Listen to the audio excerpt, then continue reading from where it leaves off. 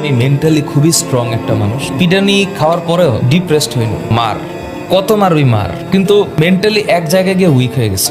Police ওরা আমার বাইরে কিছু করতে পারতো না। একটা বার হচ্ছে কি এরকম করে এটা উঠাইছে ফোনটা, তখন আমার ওয়াইফ তাসমিয়া আজিম নীলা ওর আইডিটা ভাইরাস। এই তাসমিয়া আজিম নীলা এটা এই তোর বউ না, এটা কি লেখছে এগুলো বৈষম্য বিরোধী।